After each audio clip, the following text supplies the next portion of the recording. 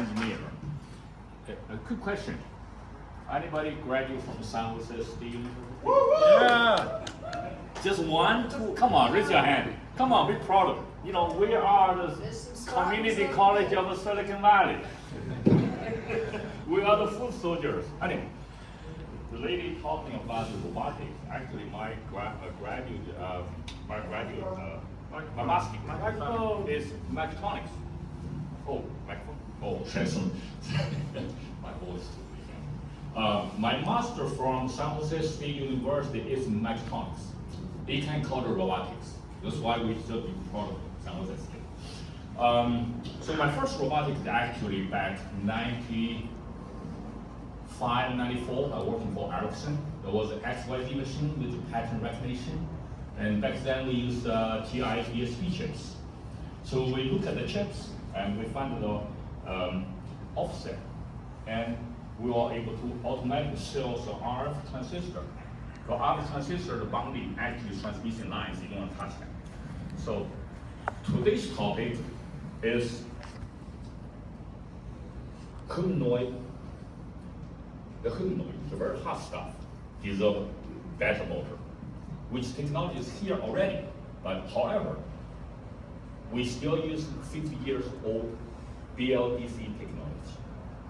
And I will walk you through these things and with all this topic here. Basically, BLDC is great, but it invented back to 70s. The inventor had a big challenge at that time. When you have a half bridge and you got to deal with the dead time, at 70s we do not have that technology. So the inventor smartly made a star winding. So you will switch one coil at a time. That solves the dead time problem. And it works beautifully for a little fun, but not for power traction motors.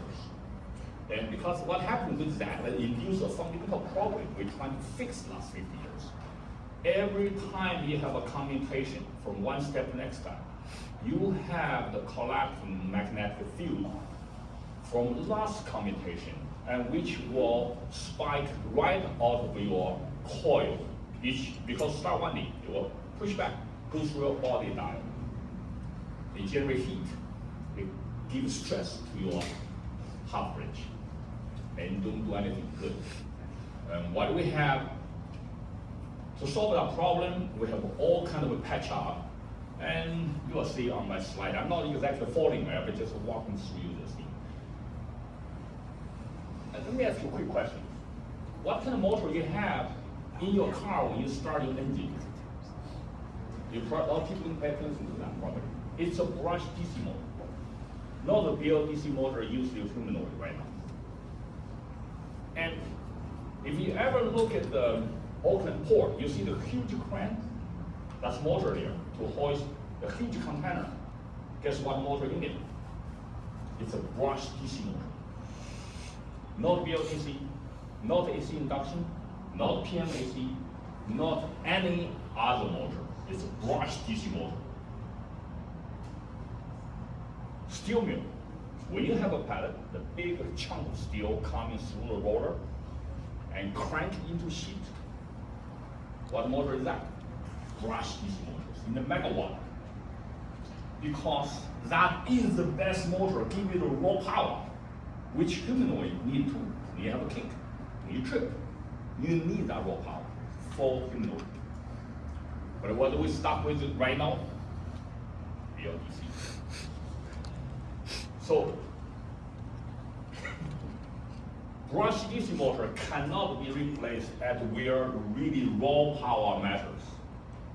Where the motor just have to do its job. Like your warehouse, forklift, you gotta pick that 6,000-pound pallet without a blade.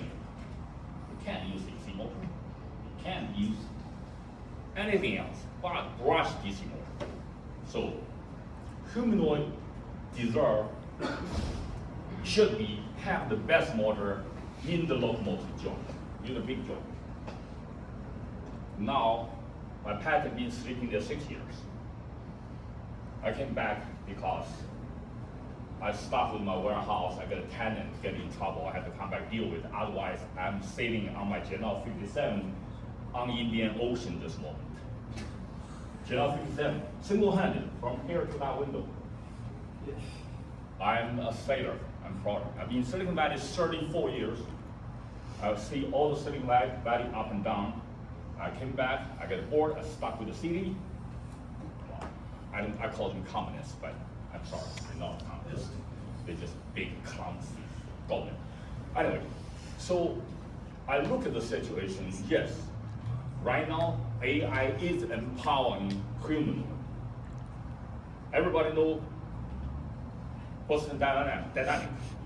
They were using hydraulic before Hyundai bought it, with all the raw power, hydraulic power, not motors. However, now everybody using the lousy BLDC motor. Guess what's the big challenge with humanoid right now? Power density. When you switch from hydraulic to electric, with the BLDC, we just lost that instant power to kick. The reason? Because brush DC have closed winding, delta winding. Every commutation step, the collecting magnetic field, priming the oncoming magnetic field. So when you have a sudden stop, the internal magnetic field doing the job to help you to push through the obstacle, whether it's a crushing or a red metal bullet into a sheet, or crane lifting 60-ton container. You need that raw power. Now, this patent is settled there 6 years. Offer you the opportunity. You have all the brush DC motor power, character, with brushless technology. It's time. So I came here, like I said, I want to pass the word. Anybody deal with the motor, you have a motor that is best fit for humanoid and better than Tesla's Model S lousy squirrel cage. I started in 2012 when Tesla started sales Model S. I said, I gotta be a better motor than squirrel cage. I wanted my first DC motor at 5th grade at Communist China. I was 5th grade. I have a square head, so anyway. So it's been it's like 12 years the whole journey. It took 6 years to get the patent done. The patent already granted, 6 years old. And I talked to BMW, didn't get it practiced. So I looked at this, hey, good opportunity. Maybe in the humanoid, somebody will kill. Whether the guy making the harmonic drive or someone making the motor to supporting the joint, pass the word. Or if you make a car, there's a better motor than Tesla squirrel cage. It's better than PM AC or PM DC, whatever. That's raw power brush DC motor. Raw power, without brush. Well, that's what you have. Patented, 6 years, sleeping, and welcome to communicate with me. I'm trying to license it. Already tested. If you use your BLDC, it don't take that much. You just have to change the star winding, terminate into a delta winding. Then change the commutation from 120 to 180. You only need a little lousy microchip, PIC chip. Pick up your Hall sensor, and you can get it. You call the rock brush. That's all you need. Self-communicating. You do not need the park transformation. You do not need FOC, field-oriented control. Those all patch up for the BLDC.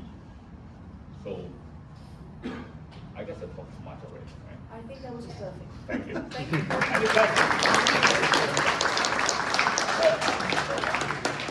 Now, okay, one question I think we've got time for, David. Sure. What sort of efficiencies are you seeing in terms of electrical to mechanical power in these motors, or have you not had a chance to test it yet? We did the testing, And all you have to look into this is, it is a DC brushed motor, only flipped inside out. So that's why I call it externally commutated DC motor. Sure. Instead of brushed DC motor, internal commutated. So efficiency-wise, first, you have a closed loop. So your energy from your coil, the magnetic field, with the collapsing, it don't shoot a spike out of your hub bridge. They actually planning your next step. So just that alone, you're saving, you don't need a huge body dial. If you look at and open up any hub bridge, it's like a 40% asset. It's the body dial. Right, but okay. You're still going to have eddy current losses, electrical losses. And so Yes, forth. that's a good deal. What's the actual number, right? You know, what numbers do you? That's $1 million question. We're gonna work on that. Yes. Okay, thank you. And I think we will follow up these conversations. So thank you so much, Ping. I have some right now. If you want it, just come to me. I will pass it. Ping is here.